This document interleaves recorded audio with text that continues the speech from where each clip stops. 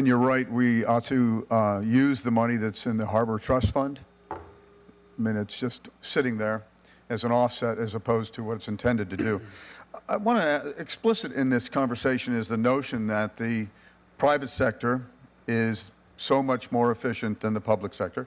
We know the public sector doesn't pay taxes on its property. We know that it can issue low-cost bonds, and we're all agreed there that, generally speaking, the federal government, with all its rules and prescriptive things that it impugns on local and state communities, really add to the overall cost. Yet we also know that private businesses need an internal or just a basic rate of return. I want to ask you, and we're about to, if we go forward with this, say take an airport, we're basically creating mini monopolies that have long-term projected income streams and long-term projected debt streams, and all based on the assumption that the government can't do it as well, which I believe. I want to ask you, Mr. Edwards, what do you think the marginal capacity for those rates of return is, based on your understanding, and anyone, about the general inefficiency of government? And Davis-Bacon aside, and other things like that I think are not, not something that are politically, we're not going to change that, in my opinion. So what do you think, Mr. I'm not sure exactly what your question is, but I mean, the private investors, there's absolutely no doubt. It's absolutely crucial. They want to earn profits. The search for profits induces efficiency. It makes companies try to reduce cost and maximize the customer returns. Governor Rendell has said that there's 15 out of 1,500 or out of thousands, correct? Somebody must have looked at those and said, these are the viable ones for the private sector to take over. The rest are not. I guess what I'm asking is, does anybody have an idea of how inefficient government is vis-a-vis the private sector? There have been some comparison studies of the P3s, for example, on traditional government contracting. I mean, there's an Australian study, actually, I think I've got right here, that compared a couple dozen P3s to traditional government contracting. And there is no doubt that private sector companies, they get stuff done on time and on budget. The Capital Beltway P3, for example, was finished last year on time and on budget, because there's a strong incentive. If private actors put in their own equity, they've got to keep the costs low. They've got to make things finish on time. So two possibilities exist here. We have take 20%, and if you want an internal rate of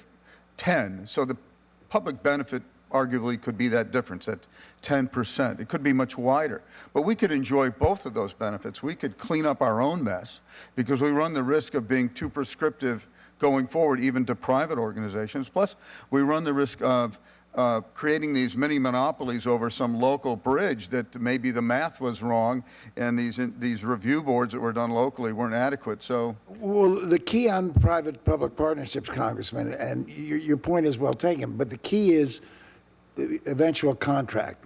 We tried to lease the Pennsylvania Turnpike, and my Republican legislature turned it down because they wanted to control the patronage. They didn't want to turn it over to a private entity. We got a $12.8 billion bid from Citibank and Albertus.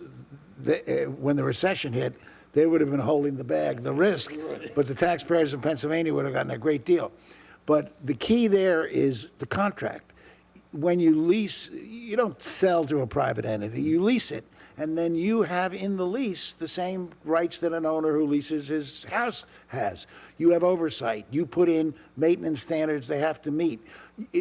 So it depends on the level of government oversight. But the real savings come on the operational side, because the private sector can, and almost always, there's some exceptions, operates at a lower cost because of union costs, not necessarily that it's going to be non-union, but because of existing contracts, because of the number of people who are in a workforce, they can reduce that, because they've got money to invest in technology faster than the government does.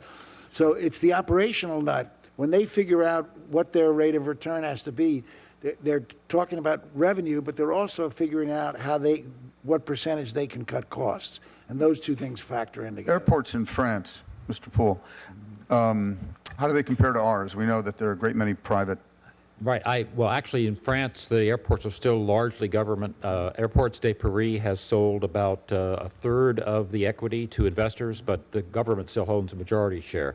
Airports in the UK are mostly privatized, but they do, the largest ones where there are monopoly problems, they do have utility regulation on the prices they can charge. So it's similar to what we do with electric utilities in this country because, again, of monopoly issues, having some form of government oversight. Have there been studies done between the differences between, say, how we do in how our airports, what they cost, and some? There have been a few. There's a very good study out of the University of BC in Canada that looked at a database of about almost 200 airports worldwide and concluded that the ones that were that had either majority private or 100% private ownership that could include a long-term lease were more productive, more efficient in terms of operating, and that the least productive were full government ownership and multi-function port authorities, unfortunately, for the New York Port Authority. Thank you. My time's expired. If I can just jump, I think that this conversation is very important. I think that what I'd like to take away from this is that we need to get away from just this idea of either things being public or private, and this rigid kind of notion of privatization.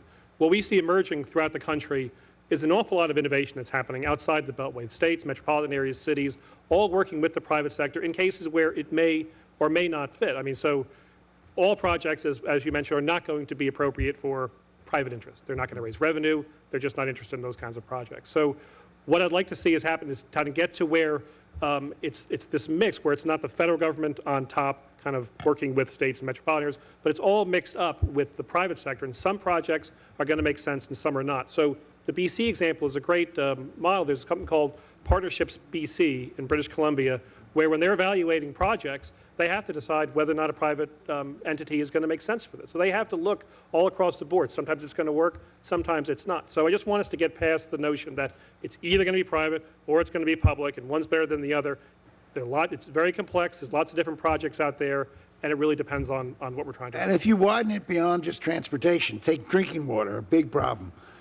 EPA estimates we're going to have to spend $335 billion in the next 20 years to put our drinking water in decent condition, to preserve it. There are some rich areas. You go into Lower Merion, Pennsylvania, and there's not a private water company in the world that wouldn't want to provide the water to Lower Merion. But you tell them they're going to provide the water to parts of North Philadelphia, and there'd be no bidders. There'd be no bidders because there's no revenue to support increased rates. So again, there is no one size that fits all, but I think the point we're all making, Democrats and Republicans or witnesses, we're all making is that the private sector has to be an option going forward. One of the arrows we have in our quiver. There's no question about that. Very good.